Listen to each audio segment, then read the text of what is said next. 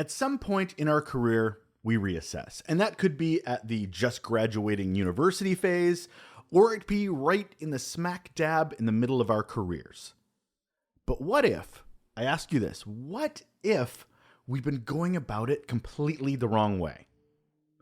Our guest today is going to challenge that thinking, is going to challenge focusing on job titles and what we want to be when we grow up, and focusing more on a challenge mindset. I'm so excited to share because it might change the way you think about your own path. Hold on.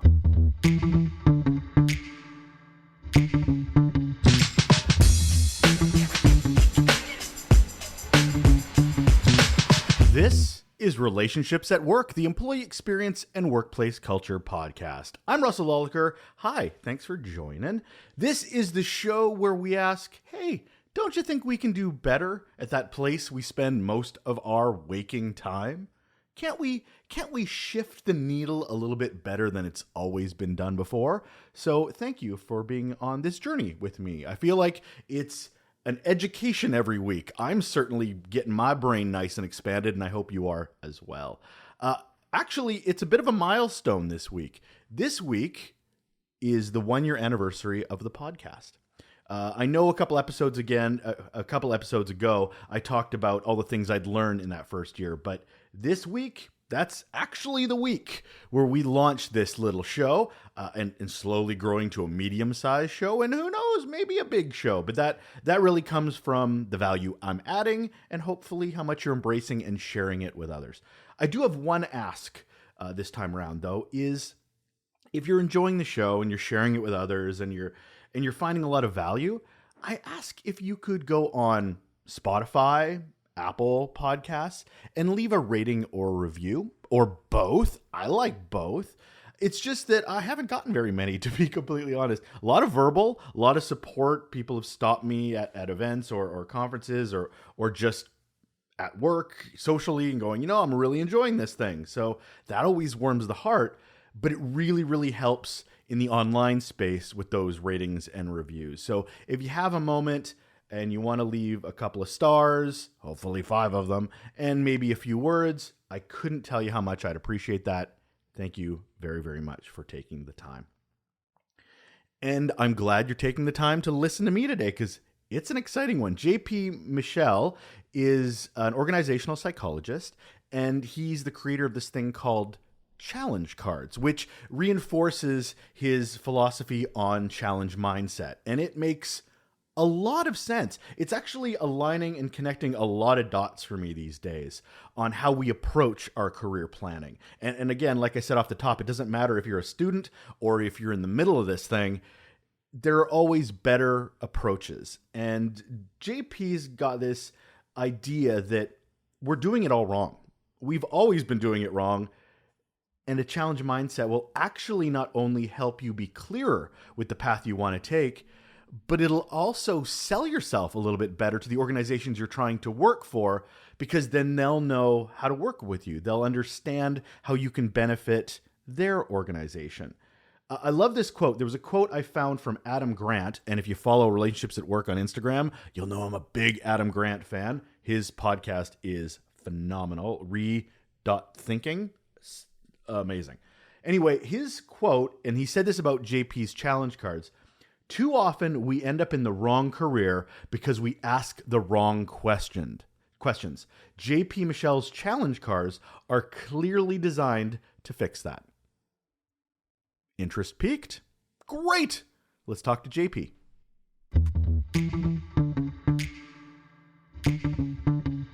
On the show today, on the other side of this here microphone, it's JP Michel, and here is why he is awesome. He is the founder of SparkPath, an organization founded to help students change their mindsets to help them create extraordinary careers. They just have to explore the real-world challenges that are inspiring them. Oh, we're digging into that. He's also created something called challenge cards, which I'm super curious about. He has a master's in organizational psychology. Get this, his Twitter handle literally says JP Psychology, so there's something to it. He's a TEDx speaker and a recipient of the 2017 Outstanding Career Professional Award from the Career Professionals of Canada. And here he is. Hello, JP. How are you doing today? I'm great, Russell. How are you? I'm delightful, sir. Thanks. today we got to start every day with which we do on the podcast. See, I'm already mumbling. It's nice and early in the morning.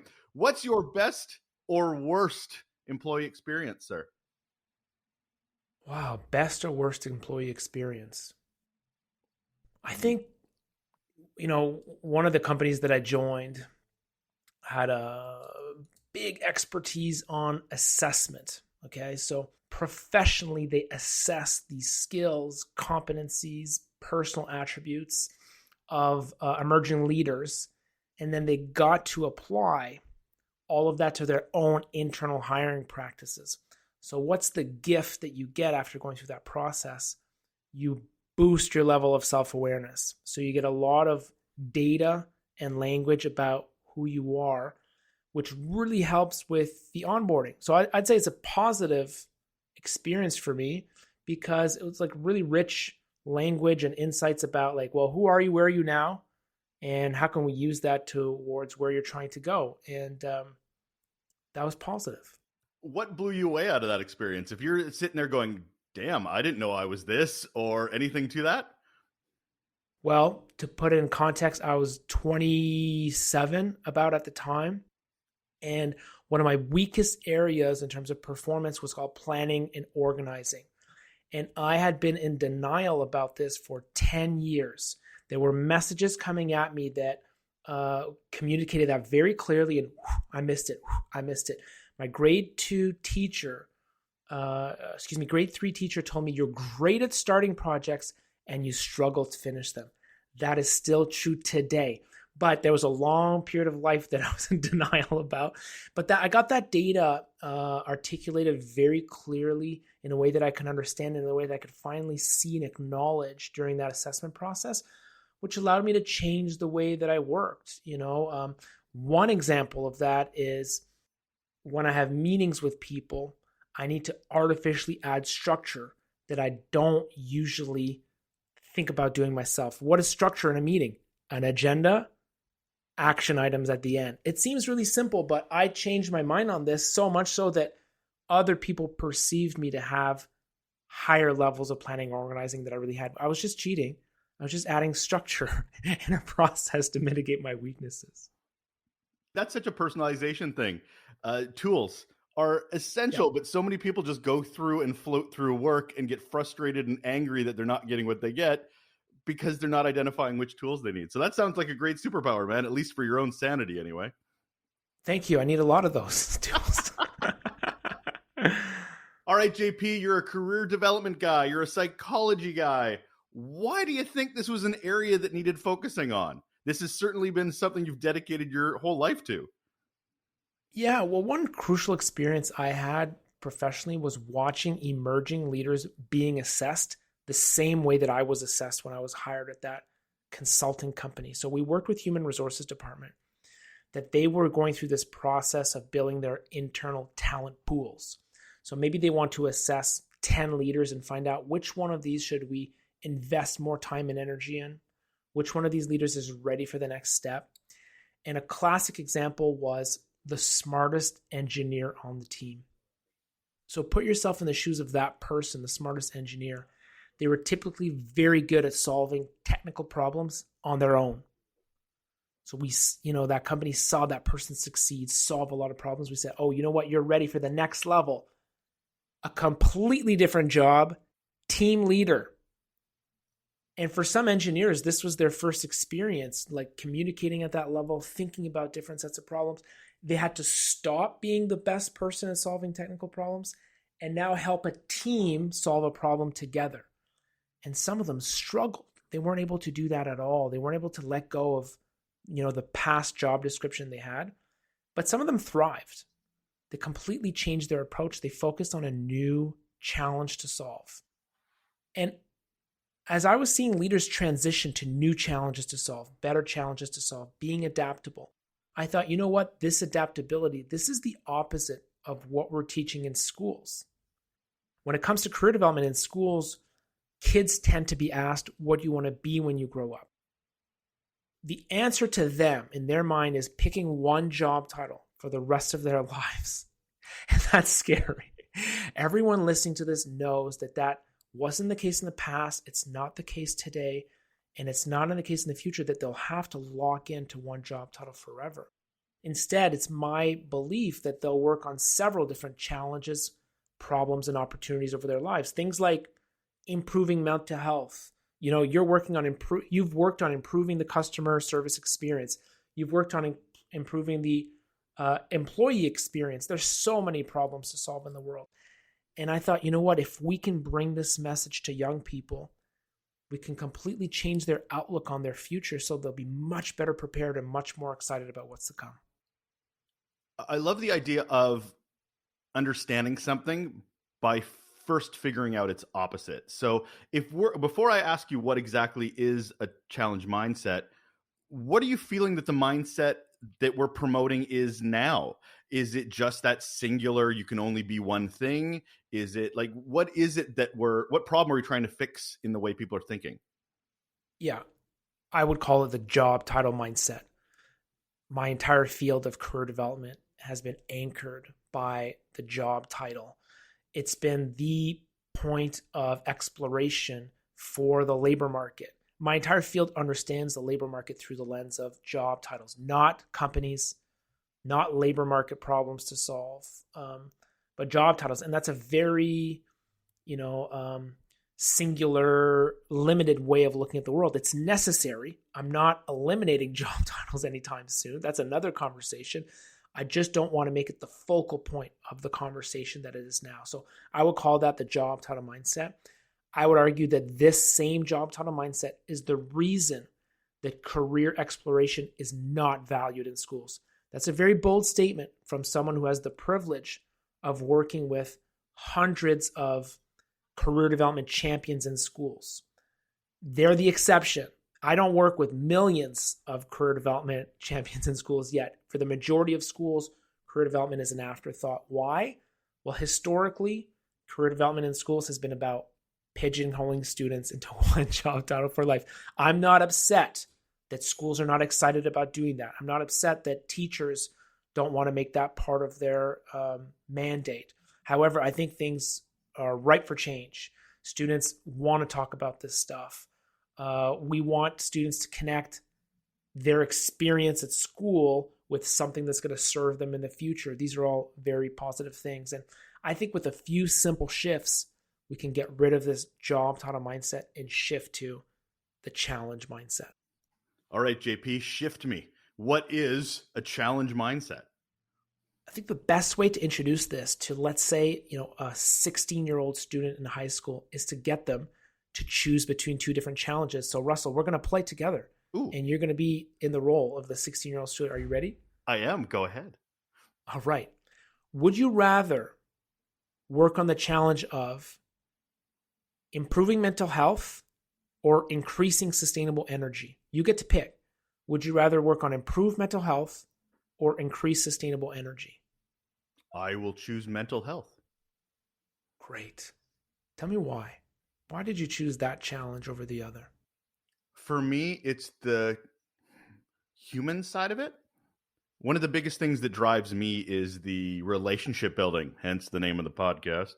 I really enjoy that interaction with human beings, connecting with them, understanding them, trying to help them. In contrast, the energy option felt very nebulous. It felt very, it's a problem. I'm not saying it's not, but it doesn't have a personal human side to it, obviously, in an obvious way. Great. Thanks for sharing why you picked it. To me, that's my favorite part, is listening to why people picked on challenges. So if you can imagine my world now, I get to work with what I call dream enablers. These are career counselors, career advisors, post-secondary, college, university, or in high schools. And one of their expertise is listening. So for them, when they hear you speak, I'm going to play back what they hear. You ready? Sure. The first words you said was "for me." Oh, great. Russell's looking inward. So that's one of their expertise. They want people to look inward, right? And then you mentioned something that you care about. I like the human side. Okay, these are part of your values.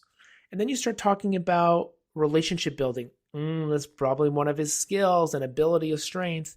And then here's what I enjoy. Here are your interests. To summarize, this is the raw material of career development: story, skills, interests, values. And we had a conversation about that in direct connection with a labor market opportunity, right? So you're looking inward, you're looking outward at the same time. And that's what these dream enablers are doing to change the way that students are looking at the future. So they show them challenges to solve. They help students pick. Then they help them make meaning out of their choices. And that surfaces all sorts of important information about them. Can I tell you what happens after that? Please do. They build a roadmap. Okay, so if you chose improved mental health as a 16-year-old, next we're going to research what organizations are working on that now. You could point them to the public sector, private sector, nonprofits, Headspace, an app on their phone. Like, there's so many different organizations working on that. Who are the people who work there? We're going to find them on LinkedIn, on the company websites. Then all this entire thing is going to come to life, their profiles. What did they learn to be able to do that? Okay, now we're thinking about post-secondary options. We're thinking about things that I can do on my path to get to where they are. I call this flipping the model, because when you start with challenges and go to companies, people, and learning, you're doing it the opposite way of the traditional way. Traditionally, that 16-year-old student would be asked, what's your favorite class? And then that favorite class would lead to a major that hopefully leads to a job that has some connection, because people love the linear way of looking at careers. And then they beg for someone to hire them after they graduate. And then down the line, 5 years in, then they realize, what's the problem I'm actually trying to solve? And maybe you end up there and your employee experience is that, I love the problem I'm trying to solve. Or not. Maybe you end up there and there is no purpose. There's no connection for you behind the why of the company, and you hate it there. And it doesn't matter what perks an employer offers you. There's no purpose. There's no connection. And the sad part is it took you so long to get there. And my change is, what if we start there? What if we started with challenges first? What difference could it make? What benefit do you see for those with a challenge mindset once they get into an organization, both for them and for the organization itself? I really think this is an even better employee development tool than a career development tool. Here's why.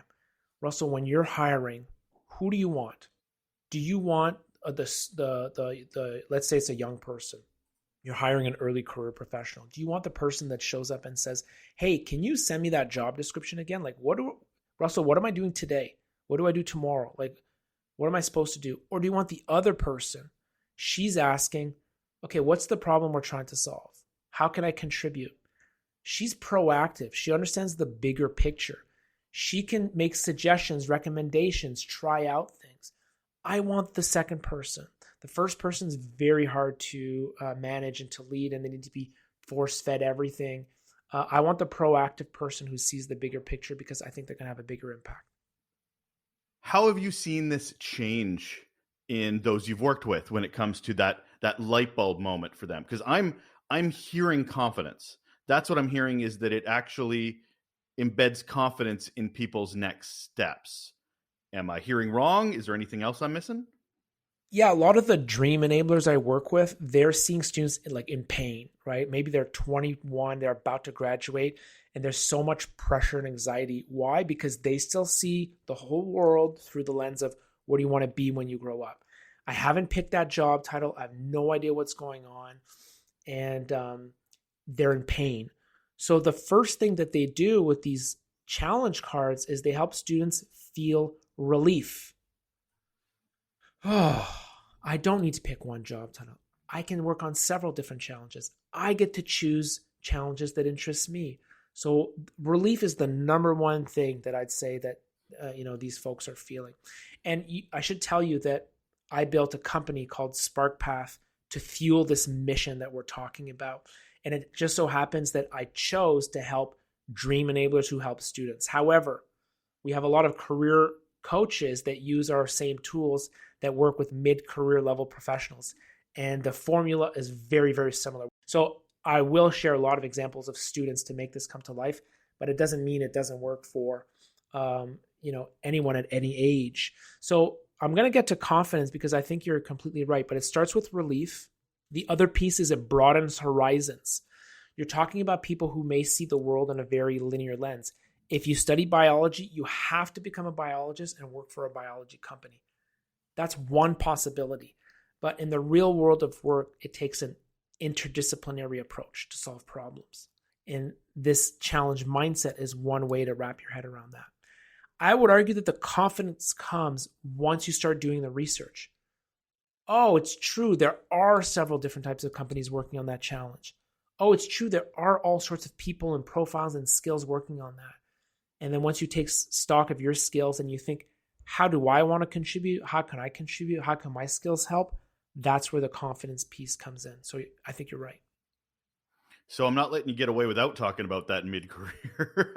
So how is it different? Yeah, I don't think it is, because if you remember the story that I shared at the beginning, I mean, the heart of this idea came for me when I was meeting with emerging leaders. They were 5 years in, 10 years in, 15 years in, and they were making a big transition. And I think the future that we're heading towards is a future with more transitions. Why are there more transitions? Everyone knows this. Technology is moving fast. Cultural norms are changing. We're expecting more change faster in the future. In the future, what if 10 years of change happened in 5 years? That's what's coming up. So what does that mean for our own careers? More change, more transitions. A key skill in transitions is adaptability. One thing that's helpful is if you can see the bigger picture.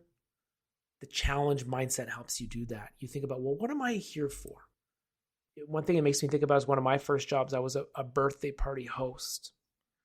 So the kids would come into the community center where we had a pool.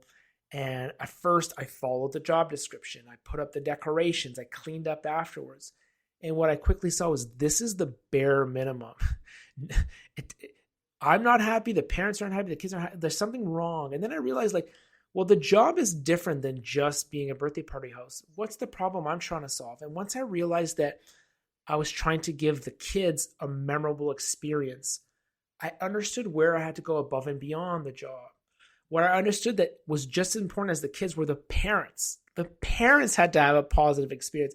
Once I figured that, I did different things. I had different behaviors, different skills I was flexing. And once I started doing that and getting a positive reaction, I started getting tips. Then things became interesting. I thought, okay, well, I'm going to focus on this problem to solve rather than just the one that students are trying to solve. So how does this apply to mid-career professionals?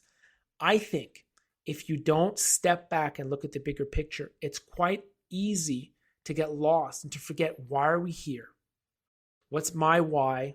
What's the why for my department, for my company, for my team? What's the problem we're trying to solve at the expense of what problem? These are powerful questions that help you connect with purpose.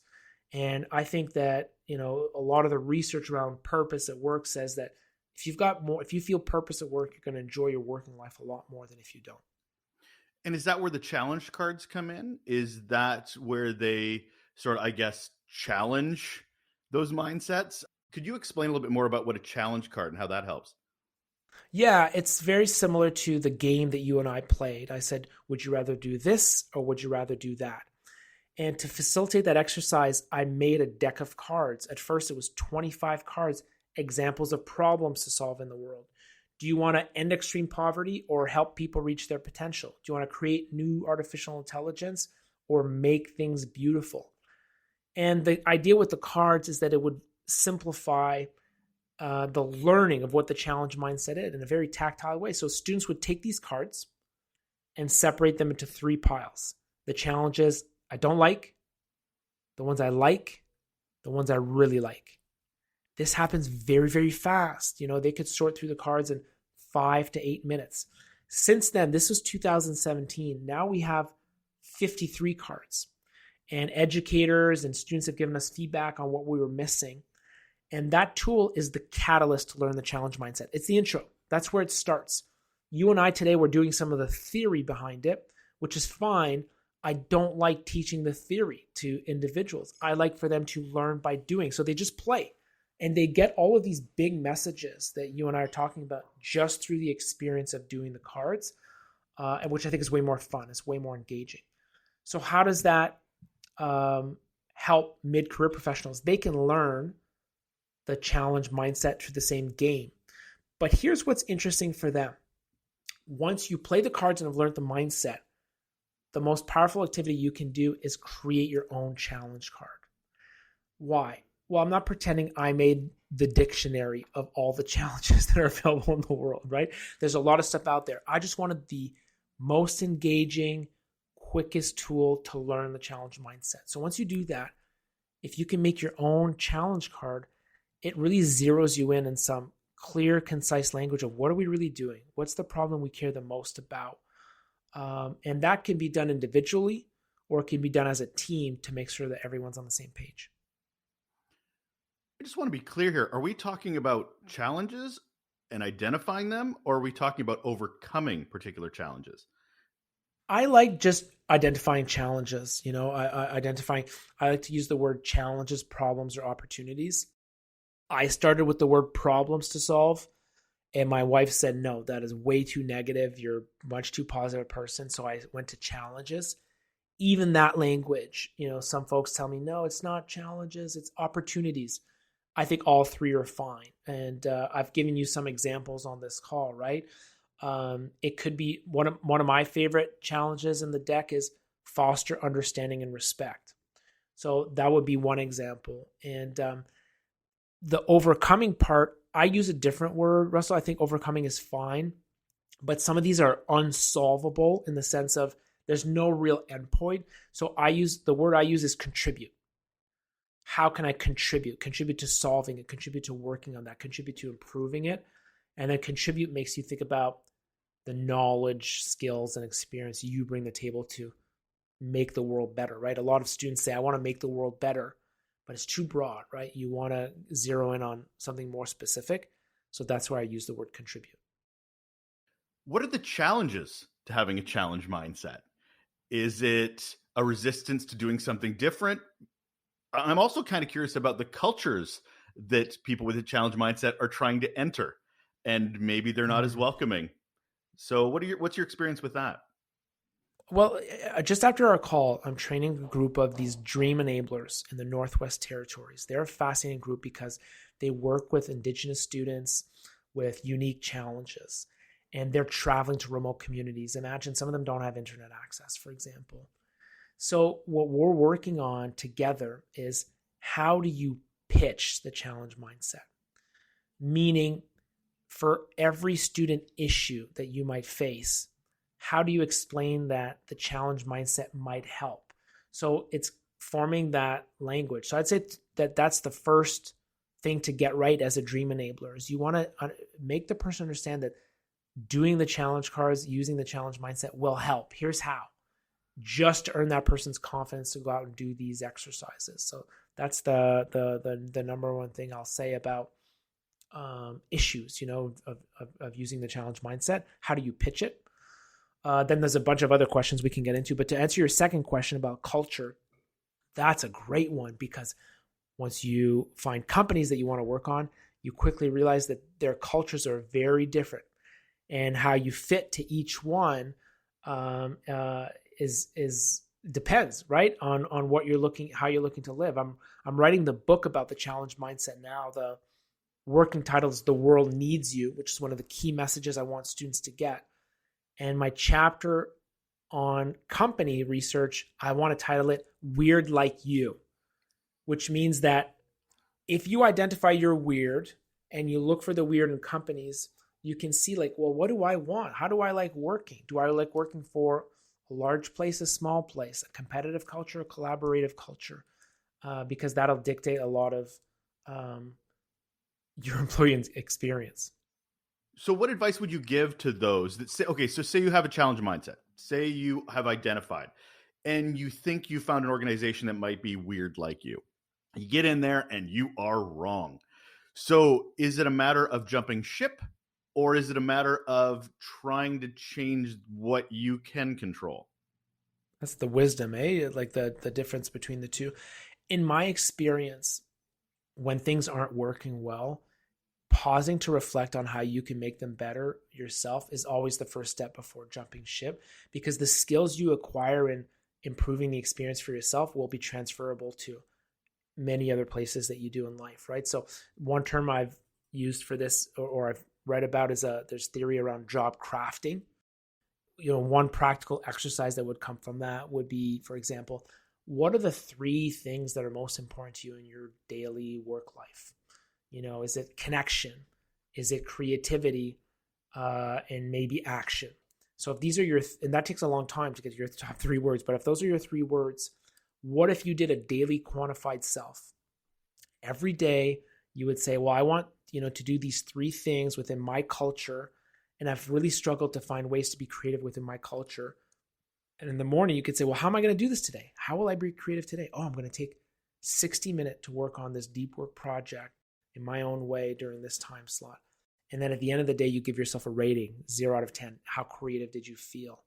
That would be like a job crafting exercise that you would have control over, to say, well, you know what? Can I take what I have in this opportunity and make it my own? I would do something like that before jumping ship. You mentioned when we started that you want to live in a world where there are no job titles, JP. But why would we want to? Is it because it's so limiting? Yes, I think that if you see some of the way companies have built themselves and, acknowledge the problem that's really at hand, the first thing that some of them will say was, we're not doing this right. We've got to innovate. Things have to change. And some organizations are thinking about a design thinking approach that's lean and adaptable, and they're going to find, who are we trying to serve? Who are they really? And then how can we prototype solutions? In this much more fluid environment, there could be benefits of letting go of job titles, of functional roles for a minute, because you could find different, unique ways to contribute and collaborate. I think that's a bit outside of my area of expertise, but there are companies that are really innovating and trying to find different ways to work. It does take a more purposeful approach. You need good communication to be able to do that. You need to be willing to move fast. So it might be the right thing for certain environments and not others, but I think it's something worth exploring as we create the next future of work. What would you say to someone, and I know because I'm feeling it a little bit myself, that has a role that seems to be almost too big, i.e. communications?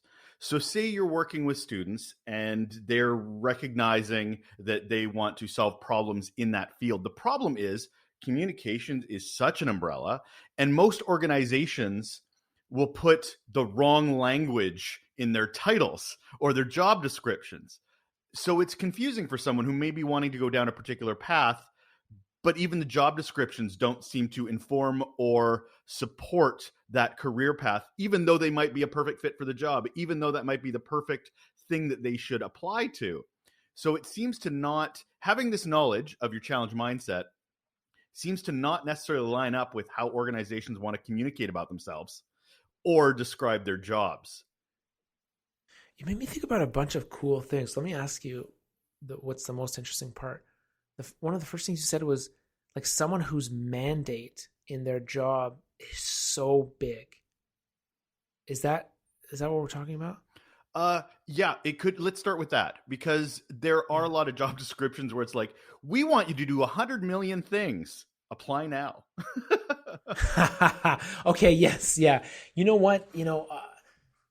What that can bring is a lot of ambiguity, as you know. And I think people are struggling with work-life balance, or whatever term you want to use to define that, because the ambiguity is overwhelming and it's not managed. And at the end of the day, there's no one that wants to work 80 or 100 hours, or you have limits on what you can produce. And I think that takes commitment. You take the ambiguity, you digest it, you make a commitment to, we're going to work on this piece first, and acknowledging limits and constraints. There's a book about this, A Beautiful Constraint, that I think is very useful, because I think you could take the challenge mindset too far, which is maybe what you are probing at, and you just have this pie in the sky thing. You show up every day and it's heavy, it's intimidating.